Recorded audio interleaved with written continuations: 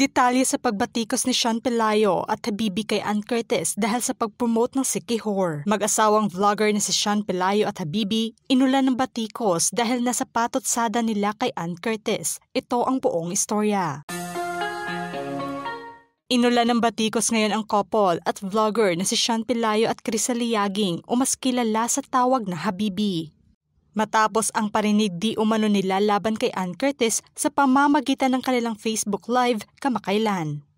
Nitong April 18, nangyari ang Facebook Live ng couple, kung saan naging topic nila ang binigay na suporta ng Sikihor government sa nangyaring pagbisita ni Ann Curtis sa mismong isla. Inilarawan kasi ng couple na hindi umano patas ang ibinigay at pinapakitang suporta ng lokal na gobyerno ng Sikihor. Napag-alaman din kasi na nakabase ang couple ngayon sa naturang isla. Nag-ugat ang batikos dahil nagkaroon kasi ng interaksyon ang couple sa mga viewers ng kanilang Facebook Live. Saad kasi ng isang netizen na sikat na pasyalan nga ang Sikihor ngayon dahil na ito sa pagpunta at pagbisita kamakailan ni Ann Curtis. Kung matatandaan, nag-trending at hot topic nga online ang naging ferry walk ng aktres sa isa sa mga atraksyon sa isla. Kabilang na sa pinuntahan ng aktres ang centuries-old Banyan Tree at Cambugahay Falls. Dahil sa ganda ng mga kuhang larawan at videos ng aktres sa nasabing isla, sobrang pinusuan naman ito ng mga netizens. Dahilan ng pag-viral na mga ganap ng aktres sa pagbisita niya sa Sikihor. Dahil sa katanungan ng isang netizen sa mismong live, sinagot naman ito ng couple at pahayag pa ni Sean, "Ako, promoting the island again pero walang acknowledgement." Sumang-ayon naman ang asawa niyang si Habibi sa sinabi niya at aniya, "Kung ako lang, I will say thank you for always promoting Sikihor." Dapat ma-appreciate din nila si Sean dahil nag-promote din naman siya ng Sikihor. Sinabi nila na maging sila bilang mga vlogger ay palaging pinopromote ang kagandahan ng isla. Ay hindi naman ganun kabigat ang suportang ipinaparamdam ng gobyerno sa kanila. Halos naman laman ng vlogs nila ay patungkol sa isla at mga tourist attractions na nakapalibot dito. Dahil sa binitawang pahayag ng couple, may ilan sa mga netizens ang napangiwi sa kanilang sinabi. Kiit kasi ng ilan na tila nadismaya ang mga ito dahil tila hindi sila napahalagahan ng lokal na gobyerno bilang mga vlogger at lokal din sa isla. Inulan kaagad ang mag-asawa ng batikos galing na sa mga netizens at anila naging entitled pa umano ang atake ng mga ito dahil na sa pagkumpara nila kay Ann Curtis. May iba namang nagsasabi na tila for the clout umano ang atake ng couple dahil nasa patotsada nila kay Ann, ilan sa komento ng mga netizens. Ang feeling nyo naman, trying hard masyado sa pag-compare tapos kay Ann Curtis pa.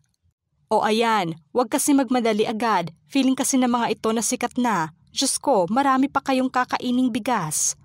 Bago ninyo ma-level up si Ann Curtis, ang tagal na ninyo dyan, di mag-ferry walk din kayo. Saka hindi naman dapat hinihingi yan, kusa na lang yang makikita ng government local, yung mga effort ninyo. Nakakahiya, niwala sa kalingkingan ni Ann kahit magsanib pwersa pa. Using Ann as a topic for vlogs is a big no-no. Ann is always Ann Curtis. Marami sa mga netizens ang inalmahan ang parinig na pahayag at komento ng couple sa kanilang Facebook Live. Hirit nila na sana hindi na sila naglabas ng ganoong sentimento dahil mismo ang lokal na government naman daw ang may kakayahang makipag-collaborate sa kung sino man ang gusto nila upang mas lalo pang dumugin ang isla. Ngunit sa kabilang banda, dinipensahan naman ito ng ibang netizens at kanilang mga taga-suporta.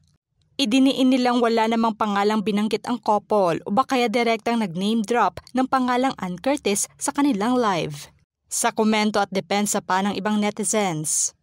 Wait, huwag ninyo muna husgahan ang dalawa. Hindi naman sila nag-mention ng pangalan ni Ann during their conversation.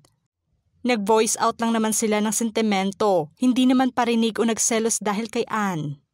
Napanood ko live nila, wala naman sinabing masama si Habibi at Sean tungkol kay Ann. Wala namang na-mention about sa kanya, wala din silang sinabing masama about Sikihor. Sinabi lang nila na di nakita o na-appreciate ang effort nila, tapos ganun na sila i-bash. Giit nila na ang nagpapalaki lamang daw ng issue ngayon ay ang ibang tao na nagsasabing si Ann Curtis ang sentro ng topic nila.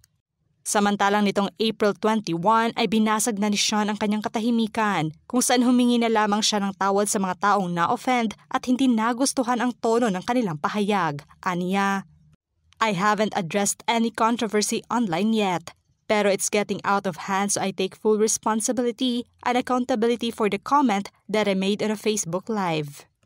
As you all know, a lot of my day revolves around making content and I'm on live a lot. And I need to be super conscious of any throwaway comment that I made, because it could offend and could offend someone. And if it has offended anyone that I do, I apologize. I'm sorry and that was never my intention to bring any negativity, so apologize. I want to speak about the news articles because I'm so shocked. It's crazy. Maging siya ay nagulat umano sa reaksyon ng iba sa naging pahayag nila at nababasa umano nila ng kanyang asawang si Habibi ang mga iniwang komento ng netizens laban sa kanila. Sa kabilang banda, pinasalamatan pa rin niya ang mga taga-suporta nila na siyang nakakaintindi ng mabuti sa kanila. In regards to the fans, daghang salamat for all the support online and in person. Every day I'm still in Siquijor. Every day, many of the people of Siquijor still come to me, my kababayan. And they are showing me love and they are making me feel welcome. They are showing so much understanding and I've got so much love and appreciation for them. So thank you from my heart. Still my love belongs to Siquijor. Nag-iwan naman siya ng mensahe para na sa patuloy na bumabati ko sa kanila, aniya. In regards to the negative comments and bashers, they are taking it too far. I feel when they are sending death threats to me and my asawa, so that's unacceptable on any level and I don't appreciate that. Let's try and move forward about this.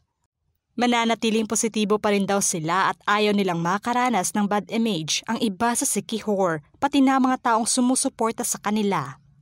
Sobrang mahal umano niya ang isla simula pagkabata, kaya ayaw niyang mabahira ng pangit na memorya ang naturang isla. Pahayag pa ng mga netizens na ang malinaw lamang daw ay kahit noon pa man ay sikat at kilala na sa magagandang dagat at atraksyon ang Siquijor. At wala na umanong kailangang patunayan pa ang iba tulad ng mga ma-impluwensyang tao o mga vloggers man. Ngunit hindi pa rin maisasantabi ang dagdag na impluwensyang dulot ng mga sikat na artista at kilalang vloggers upang mas mabigyan pa ng highlight ang ibang atraksyon ng isang lugar upang makaengganyo pa ng mga turista. Giit na lamang ng kampo ngayon ng couple ay sana tigilan na lamang ng mga ito ang pambabanta at batikos sa kanila dahil inako naman nila ngayon ang kanilang pagkakamali sa mata ng mga taong na-offend nila. Ano ang masasabi nyo sa pagbatikos ng mga netizens sa mag-asawang Sean Pelayo at Habibi dahil nasapatot sada umano nila sa pag-promote ni Ann Curtis sa Siquijor? Just comment below.